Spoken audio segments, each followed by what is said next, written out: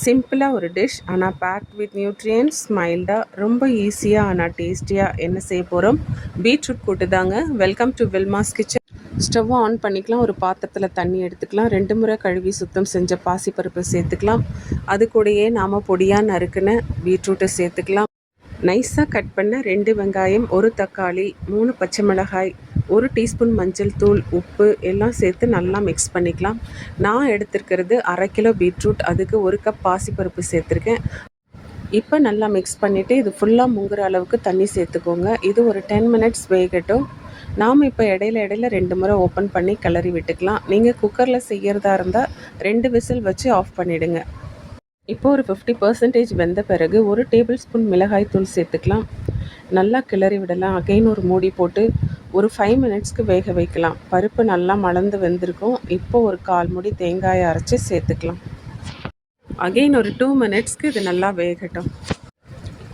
பீட்ரூட்டில் நமக்கு fibre, antioxidants, nutrients and essential vitamins இருக்குது. அதுக்கப்புறம் நமக்கு பாசிப்பருப்பில் ப்ரோட்டீன், அது good for weight loss, potassium இருக்குது, மக்னீஷியம் அண்ட் ஃபைபர் இருக்குது. இப்போ பாருங்கள், பருப்பு நல்லா வெந்திருக்கு. பீட்ரூட், தக்காளி, வெங்காயம், பருப்பு எல்லாம் சேர்ந்து சூப்பராக பைண்ட் ஆகியிருக்கு. ஃபைனலாக இதுக்கு ஒரு தாளிப்பு கொடுத்துடலாம்.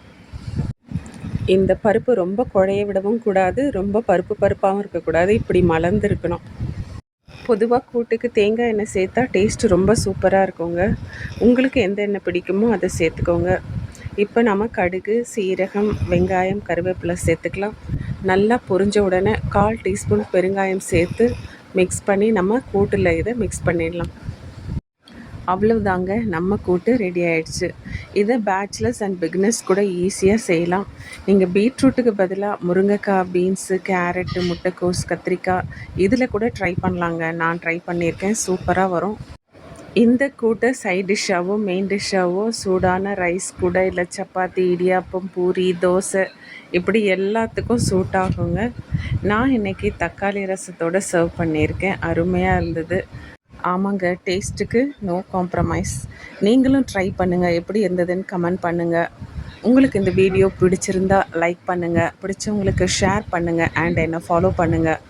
வில்மாஸ் யூடியூப் சேனலுக்கு சப்ஸ்கிரைப் பண்ணுங்கள். தேங்க்ஸ் ஃபார் வாட்சிங். இன்னொரு சூப்பரான வீடியோவில் நம்ம மீட் பண்ணலாம். Until then it's good bye from Wilma. Bye.